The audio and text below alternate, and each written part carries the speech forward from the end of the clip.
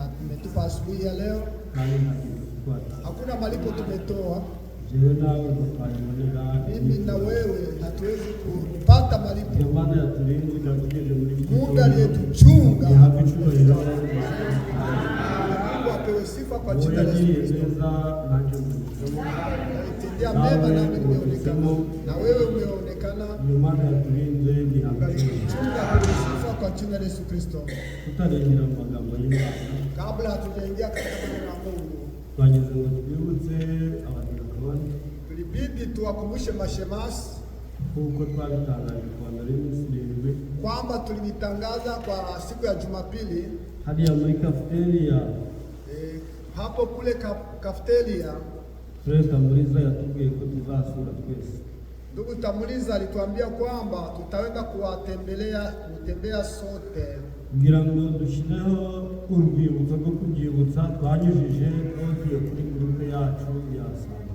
Kusudi tufanye kumbukumbu, tulitoa audio kwenye Assemble.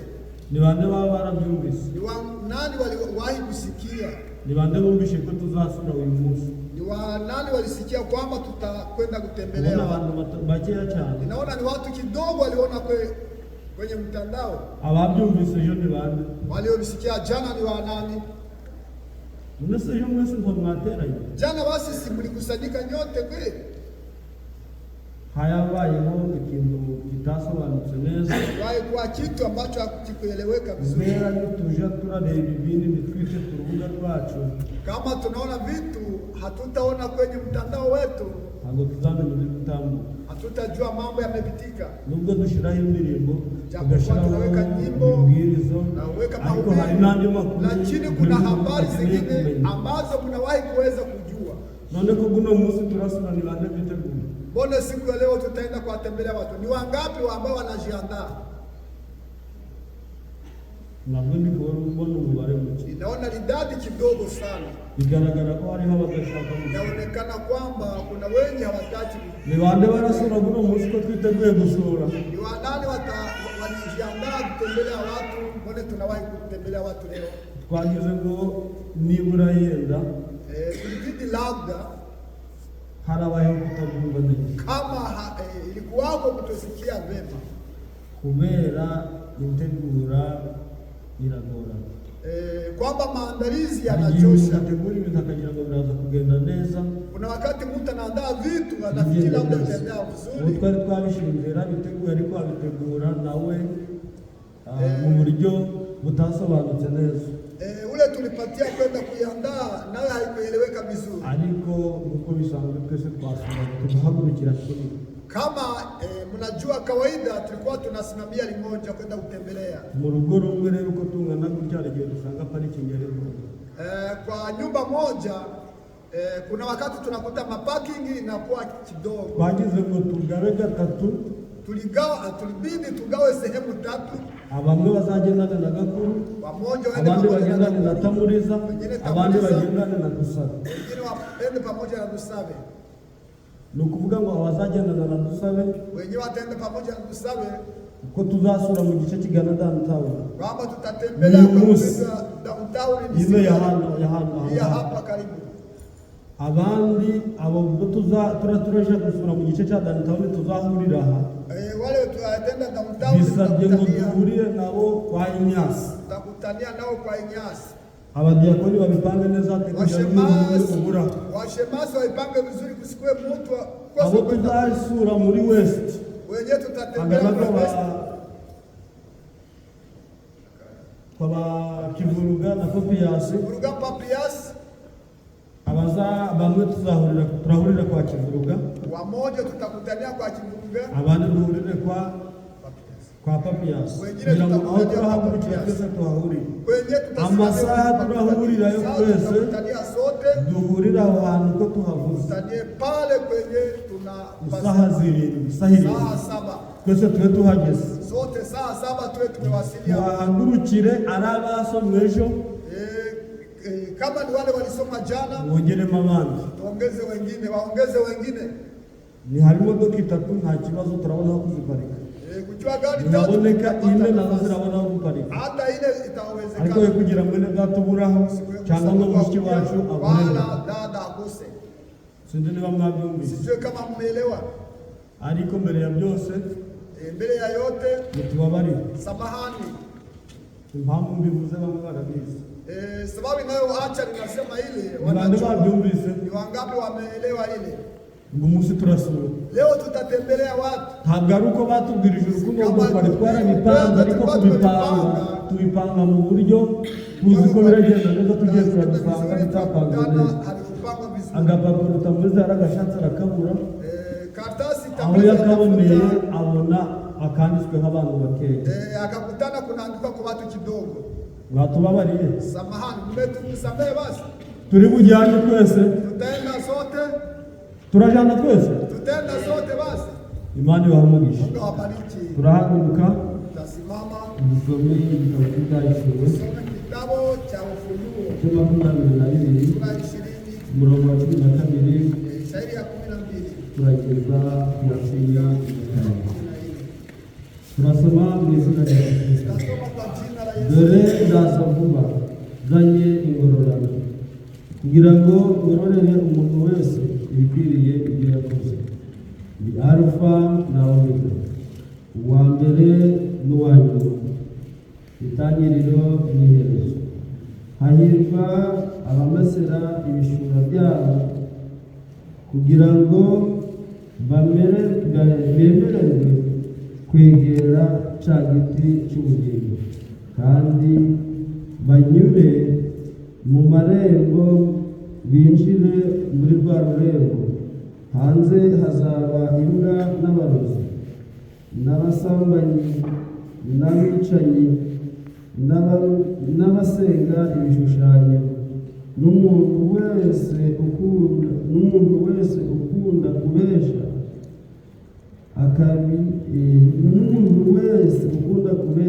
akabikora. Amen. Igitabo cy'Imigani, Kitabu cha Mezari, ibice 28, sura 28, umurongo wa 13 shairi ya 13 na 14. Uhisha ibicumuro bye ntabwo azagubwa neza, ariko kubyatura akabireka azababarirwa. Hahirwa umuntu uhorana kubaha, ariko uwinangira umutima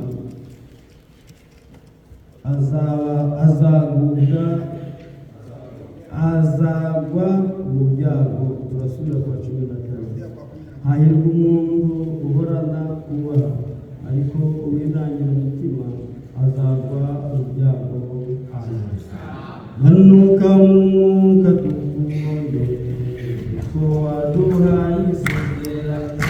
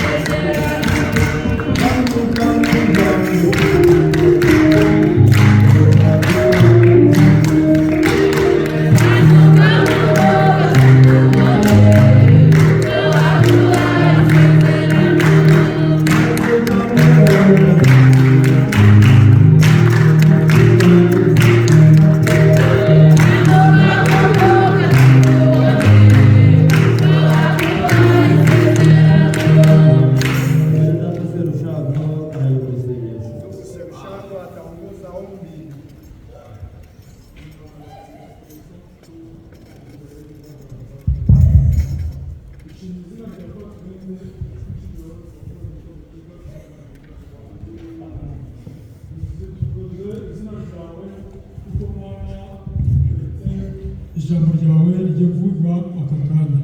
Turakwinginze kugira ngo data uduheze amatwi yo kumva. Ni ukuri wigaragaze kandi ni ukuri bitangaza.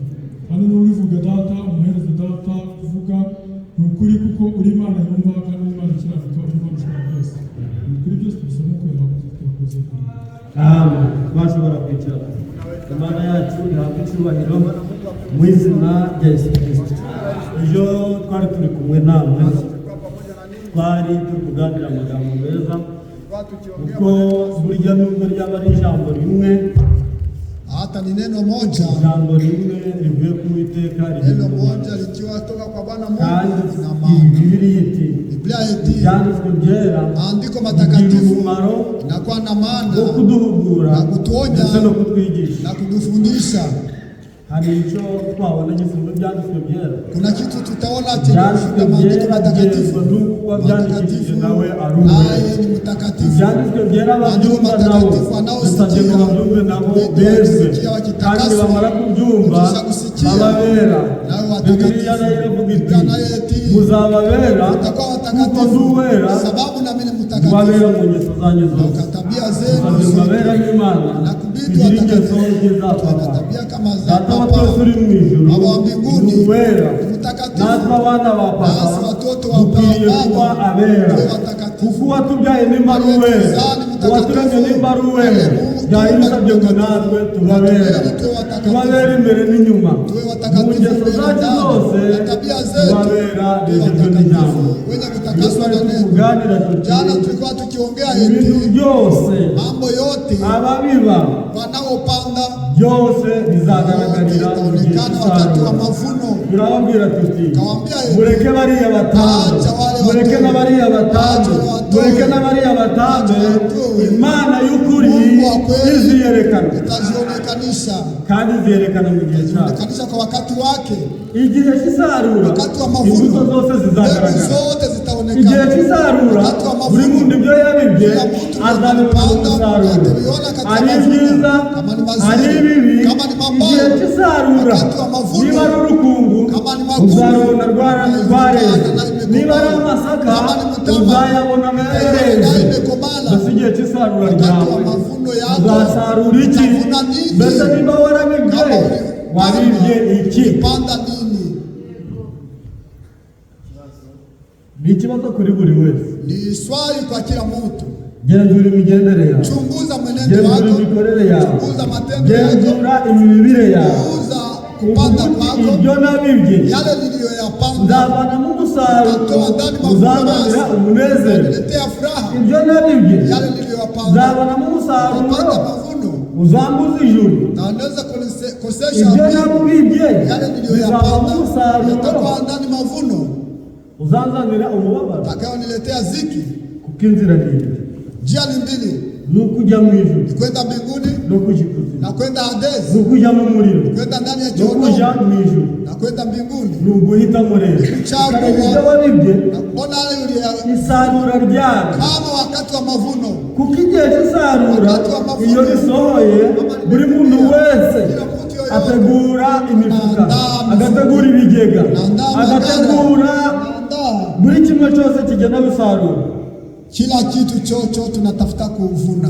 Kumvise ko tulisikia kwamba umurimi yasohoye, mpandaji alitoa mbegu, zimaze kumera, zilipokwisha kuota zimwe hari izindi hapana, zingine pale, lakini sasa zigeze hagati. Zilipofika wakati abigishwa baramubaza, wanafunzi wakamuuliza eti, mfalme,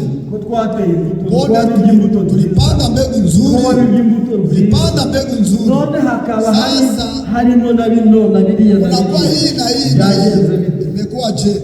Burya kumbe twabibye ku manywa, tulipanda mchana, umubibyi yabibye ku manywa, mpandaji alipanda mchana, lakini sasa adui naye akaja usiku akapanda magugu. Abigishwa bati, wanafunzi eti, none si sasa watwemerera unaweza kutukubali tukarurandura? Tunaiondoa. Aravuga toya, akawaambia no, murandura urukungu, tuondoa magugu, murarurandura n'amasaka, ahubwo nimubireke mwisarura niho bizagaragara. Amasaka azahunikwa mu kigega, urukungu ruzarundanywa ubwo rutwikwe. Frank ati imbuto ntabwo izaraganwa n'urukumbi, urukumbi ruzatwikwa ariko imbuto izahunikwa. Abana b'Imana bazajya mu ijuru, abana ba Satani nabo bazajya mu muriro. Njia ni mbili, chagua upendayo. mwene data bateranye inzira n'ibiri hitamo iyo ushaka mu gukorera Uwiteka cyangwa se mu gukorera Satani. Hitamo, chagua. Niba waruzi icyaguhesha amahoro, chenye kukuletea amani. niba narinzi icyaguhesha amahoro, chenye kuniletea amani. ariko tugiye kongeraho, lakini sasa tunataka kuongezea eti umwami nagaruka, mfalme akirudi atakutana wapi? Dusomye mu gitabo cy'Ibyahishuwe. Tumesoma kitabu cha Ufunuo, amagambo avuga ati, maneno ya kusema eti dore ndaza vuba, ona ninaja uzanye upesi, ingororano, naleta malipo kugira ngo ngororere umuntu wese ibikwiriye ibyo yakoze. kulingana na matendo yake. Ni Alfa na Omega, Alfa na Omega, itangiriro n'iherezo. na mwisho. Hahirwa umuntu wese umesa ibishura. Anayefua vazi lake. Byari bisabye ngo ubwo agiye kuza agira aho agusanga, akutane nafasi, aharagusanga hazaba hari umunezero, aharagusanga uzaba uri mu mubabaro. Byari bisabye ngo dutegereze umwami wacu, tumurindiranye amatsiko, tutamurindiranye ubwoba. Uje we aze nawe witegura kuvuga uti naza, nareguka gusa nzamusanganira, kandi nzamusanganira nezerewe. Abaririmbyi nibo baririmbye Mesiya nagaruka tuzahindurwa natwe duse nawe. Ese iyo ndirimbo wafatanya n'abaririmbyi kuyiririmba? Ese iyo ndirimbo wafatanya nanjye kuyiririmba? Mbese Mesiya naza azagusanga uhagaze, asanga ukiri mu byizero, ntabwo azasanga warabivuyemo. Hari umuntu uteranira hano ariko agateranira hano adahari. Byari bisabye ngo uteranire hano nawe uhari. Mesiya naza nibaririmba kunesha nawe uvuge ngo Yesu yaranesheje, nanjye yaranesheje. Ntabwo nzapfa ahubwo nzarama. Nzaramira he? Muri Yesu Kristo, mu bwami bw'iteka, mu ijuru ry'Imana yateguriye abayituye. Iyo ndirimbo ikaba iyawe, iyo ndirimbo ikaba iyanjye, iyo ndirimbo ikaba iya bene data, indirimbo ikaba iya bashiki bacu. Nta bwoba, kuko uwo dutegereje nta kabuza azaza, kandi uraza nta kabuya. Mbese nawe uramutegereje? Nanjye ndamutegereje. Ishyamba kaza nkibihagazemo, ishyamba kaza nawe ukibihagazemo. Icyifuzo nakwifuriza abera, muhagarare mu byizerwa, muhagarare mushikamye. Umwami wacu naza azadusanga tubikenereye. Uko yasanze Saduraka na Meshaki na Abedenego, nawe azaba ariko agusanga. Uko yasanze Daniyeli azaba ariko nawe agusanga. Uko yasanze Petero akamubwira ati, Petero ngwamaje kungarukira, genda ukomeze bagenzi bawe, nawe komeza uwo muri kumwe, umubwire uti humura, ihanganira ibigeragezo, umwami wacu araje bidatinze. Muri iki gitabo ari kuvuga ati, ninza nzahanagura amarira yose ku maso yanyu, kurira no kubabara ntabwo bizongera kuranga kubera. Iyo mpamvu izaduhanagura amarira, mu mbashe tuyikomera amashyi. Izahanagura amarira ku maso y'abera, kurira no kubabara bizaba bivuyeho. Umubabaro wacu uzahunga, tuzuzura umunezero, kandi tuzuzura umunezero tuzaje mu mwuka rimwe, tuzamukana mu mwana wacu.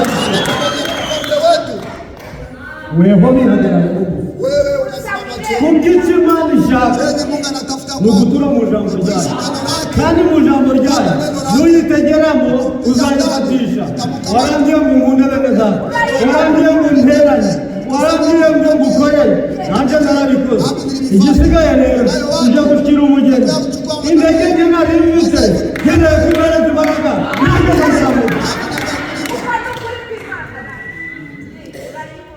Ibyo yabwiye Aburahamu ari umusaza yarabimukoreye. Aburahamu yagiye kwireba asanga afite imbaraga nk'iz'abasore. Yagiye kureba Sara, abona Sara yabaye agakumi, ariko ubigira abafurere ba none, ukabigira abasore ba none bafite intege nke, kubyemera biragoye. ariko nandi kugira ngo nawe ubyumve nk'uko Aburahamu yabyumvise, ubyumve nk'uko Sara yabyumvise, ahasigaye nawe ubishyire mu bikorwa, kuko igihe cyo kuzamurwa kiri bugufi. Abandi ntabwo babizi, ariko twebwe dufite ijambo ry'ukuri, dufite ijambo ryahanuwe, niryo ritumurikira, niryo ridukongereza tukabona inzira. Pawulo aravuga ati, Petero aravuga ati, iryo jambo rimeze nk'itabaza, kandi iryo tabaza rimurika ahacuze umwijima, rigakesha ijoro, rimeze nk'inyenyeri yo mu ruturuturu. Nyota ya asubuhi inaangaza pahali pote kwenye kuzo giza, buri muntu wese aramurikirwa. Inyenyeri yo mu ruturuturu ni Yesu Kristo, ni we muco w'itorero, kandi ni we tumurikira dukure muri iryo jambo. Turi kuganira ngo reka Yesu Kristo naza azasanga uri he, ukagiye kuza, anakaribia kuja, kandi uraza atakayekuja ibyo yavuze ntabwo azivuguruza, ibyo yavuze ntabwo azasubira inyuma, kuko Bibiliya yera umwami wacu ahora atekereza ku byo yadusezeranyije, ibyo yadusezeranyije ahora abitekerezaho. Aho azatujyana kwenye atatuchukua, hari amazu, hari imihanda, hari byose, kila kitu. uko umusore arimbisha iwe kijana anapotoa agiye gukora ubukwe, umwami wacu ho n'akarusho. Umwana mu rugo aravuka, ababyeyi bakanezerwa, yagira iminsi mikuru y'amavuko bakanezerwa, ariko umunsi w'ubukwe usatuye umutima w'umubyeyi usanga ahuduye umunezero hamwe n'umuhungu we none umugeni we n'igusa. Yesu Kristo yaje abandi, ariko njye yarameze icyo yavuze nicyo abandi yabangiye, banze gutura mu jambo, njye numvise ijwi rye ndamwitaba, aravuga ko ahuri umugeni, ariko ntawambasha kumushima.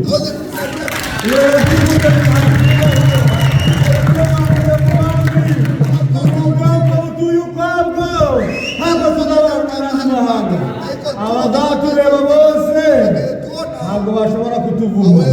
Uwiteka yaduhaye umugisha.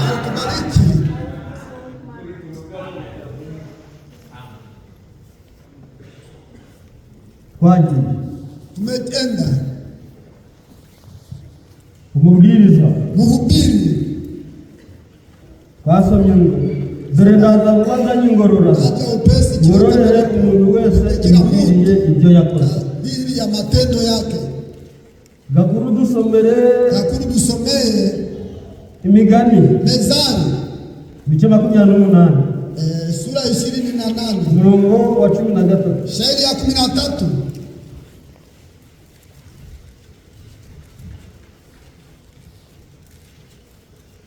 wahageze Uliwasili hapo 28 Amen. Uhisha ibicumuro bye ntazagubwa neza, ariko ubyatura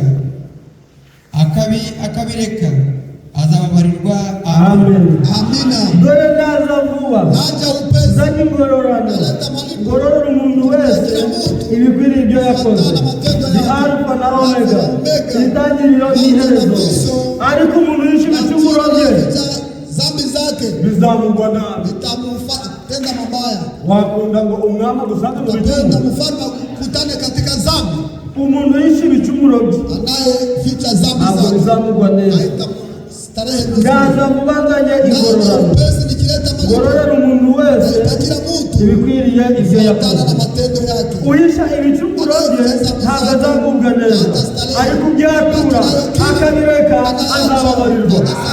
Umwami wacu ni umunyambabazi, icyamba akaza agasanga turi munsi y'imbabazi ze. Tuko chini ya rehema. abazasanga munsi y'imbabazi ze nibo bazazamurwa, abababariwe ibicumuro byabo, abababariwe ibyaha byabo nibo bazazamurwa.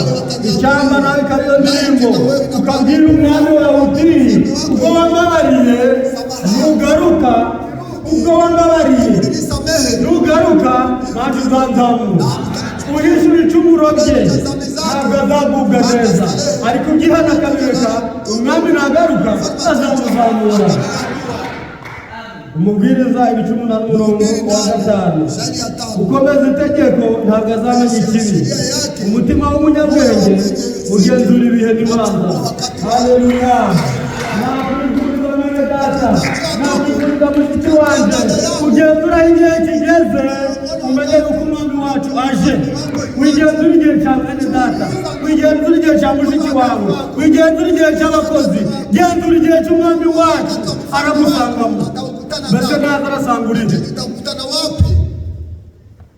Arasangura umwe na mugenzi wawe, arasangura umwe n'umugabo wawe, arasangura umwe n'umugore wawe, arasanga utuye mu byizerwa.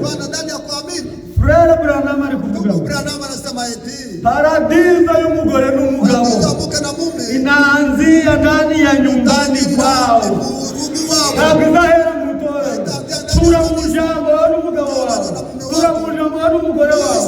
Paradizo muraba murayitangiye, turatangira iminsi mikuru iwacu. Umwami wacu ntaza atuzamure, ibanza babyishimiye. Umwami w'umugisha w'izina rya Yesu Kristo. Bene data batarashaka, basi bacu batarashaka, basangeho na papa wawe na mama wawe uri kutokera kuri gumwe. Mbere kukubwira ngo jakoze ibyobo bagire ngo mbeto umuziko kigezweho aho kugura imashini yakoze ibyobo ya kuosha vyombo. Mbere kukubwira ngo asikwambie piga, vuge muzapenda piga ukifia kwa mume wangu mutazagigiri wanyu, kama ujifungia kwenu uzabitekera umugabo wawe, utepigia mume wako, uzashira n'umunyu, utaweka chumvi mingi. kazi kawe, kazi yako. Umutima w'umunyabwenge, moyo wa mwenye akili, ugenzura ibihe n'imanza. Hari ibihe byo kugaruka ku mwami wacu, kubigenzura, ishi neno nugutura mu ijambo. Nagaruka akirudi atakutana wapi? Ndaza vuba, naja upesi, zanye ingororano, ikileta malipo, ngororera umuntu wese ibikwiriye ibyo yakoze. fatana matendo yake. Ni Alfa na Omega, itangiriro n'iherezo. Hahirwa abameze kugira ngo bemererwe kwegera cya giti cy'ubugingo kandi banyure mu rurembo, binjire mu irembo. Hanze hazabibwa n'abarozi n'abasambanyi n'abanyabinyoma n'abakunda kubeshya bakabikora. Niba araza asange warinze ibinyoma, niba araza asange utari umurozi, kugira ngo utazahezwa hanze. Mbese naza uzinjira?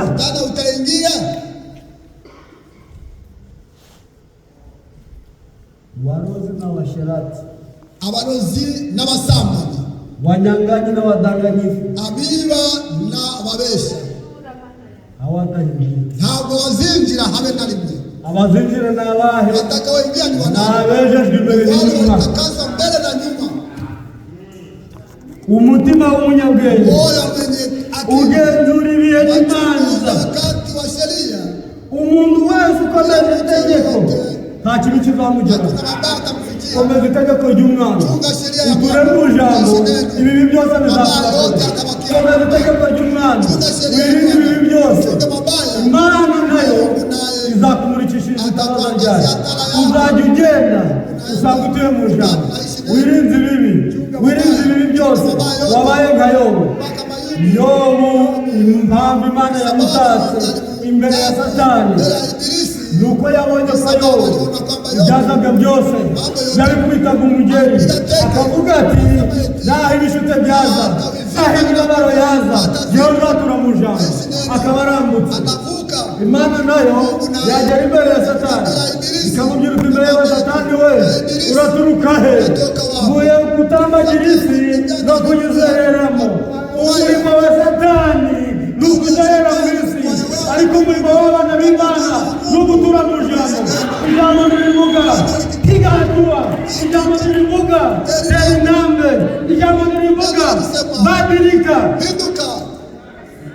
ntibagabanya guhinduka Imana bahindukira mu izina rya Yesu Kristo hariho n'abadashaka guhinduka ariko nudahinduka Imana yo ntihinduka nudahinduka Imana ntabwo izahindura imigambi nudahinduka Imana ntabwo izakubabarira ariko nuhinduka Mungu ni mwenye rehema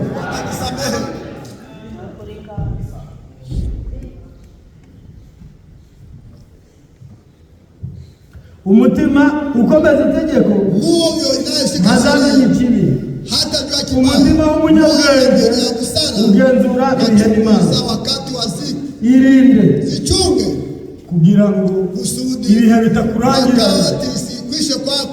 kwifurije umutima w'ubwenge nifurije bene data umutima w'ubwenge nifurije abakozi bacu umutima w'ubwenge nifurije bene data benshi bacu umutima w'ubwenge kugira ngo tugenzure aho ibihe bigeze ibi bigiye kutunesha ahubwo tuneshe ibibi dukoresheje ibyiza abari kumva aya magambo Imana ibaha umugisha mu izina rya Yesu Kristo kuko akantu gato niko kazakubuza ijuru akantu gato usigaje gukosora niko kazakubuza ijuru ariko mugakosora utaenda mbinguni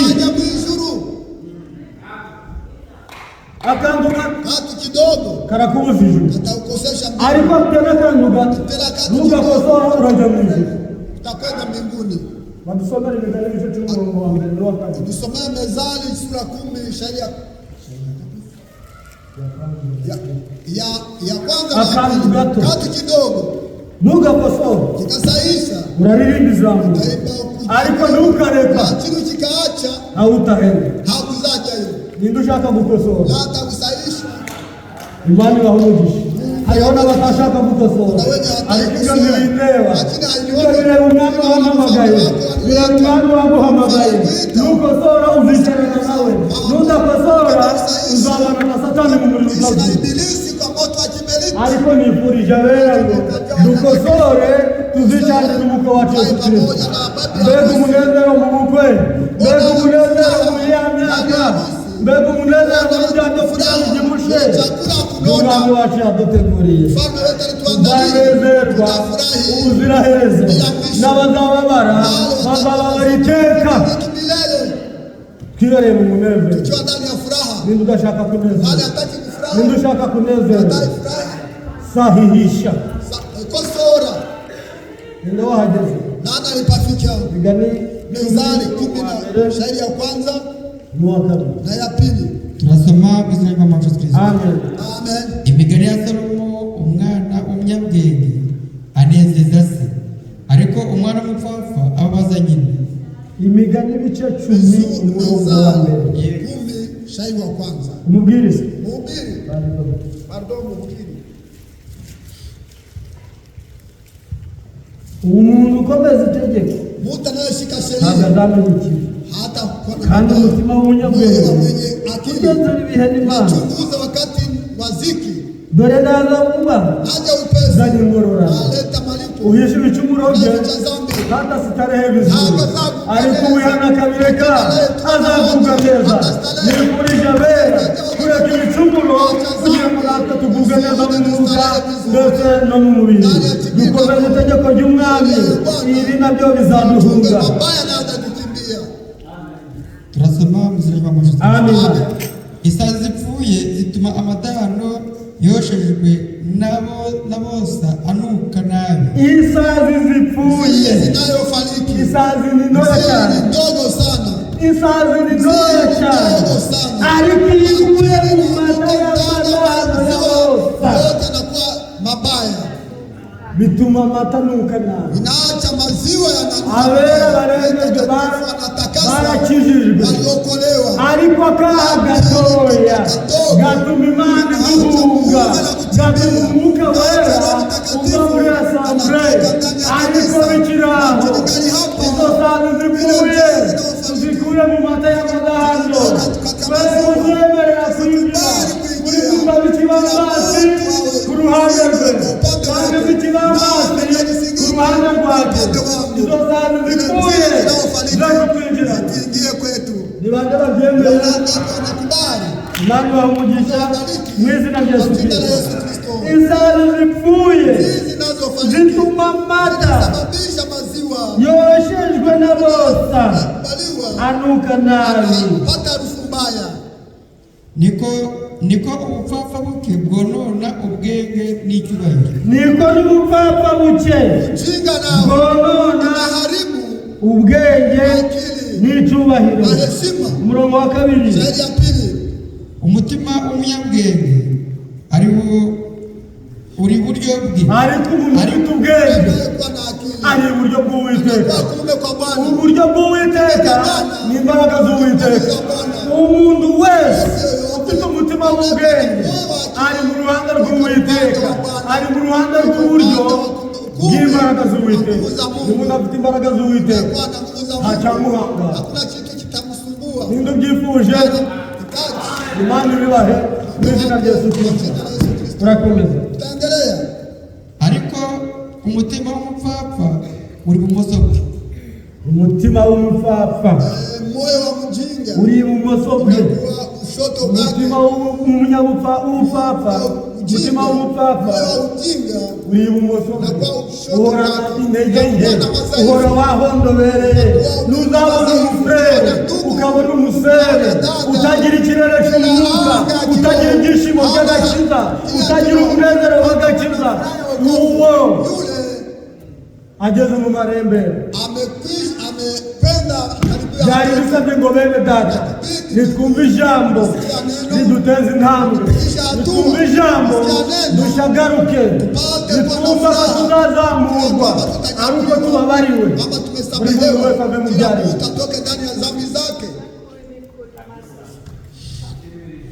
Imuka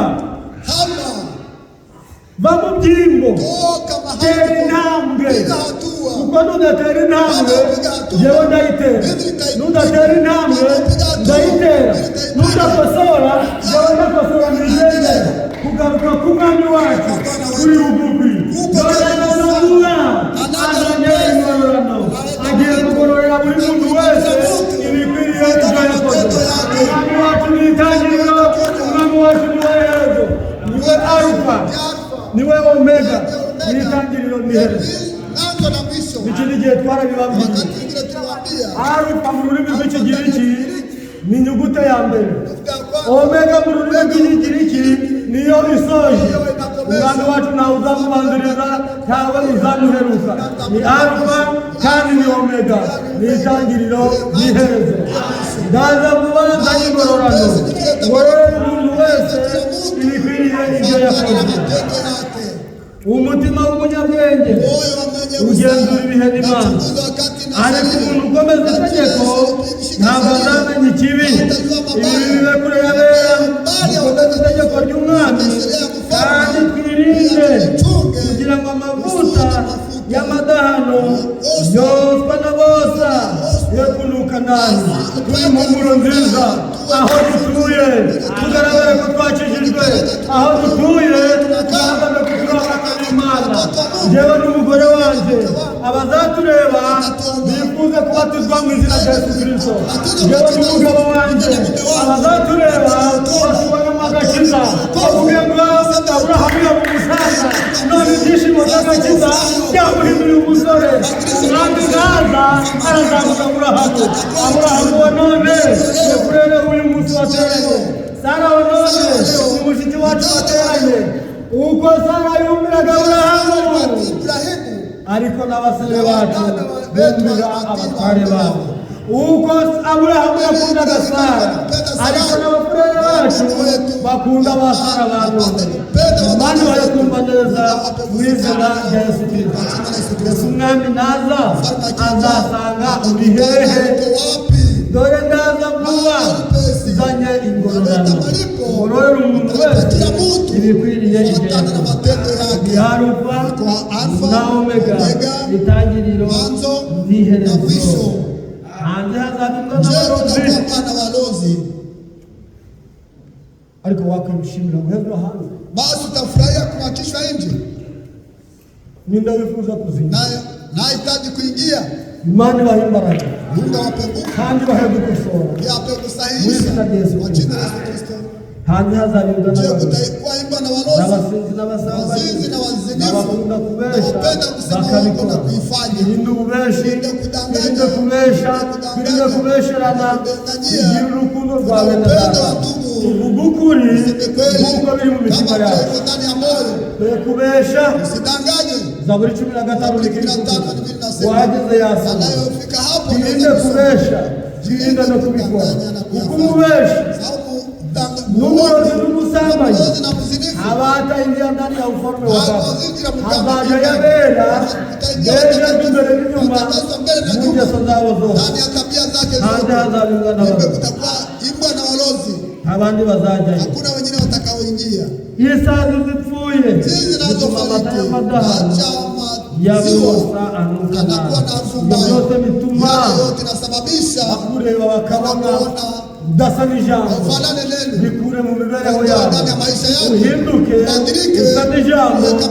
Venuste nashiraho indirimbo akavuga ngo shimira umukiza wagize neza, ukinga amaboko, ukubita akaruru, usimbuke uzi ko yakugiriye neza. Uwimana yagiriye neza nta shyamba rimurangwaho, Uwimana yagiriye neza nta kirakari kimurangwaho, Uwimana yagiriye neza ntagira umujinya, Uwimana yagiriye neza ntagira urwangano, Uwimana yagiriye neza ntasuzugura umugabo we, Uwimana yagiriye neza ntabwo yanga umugore we.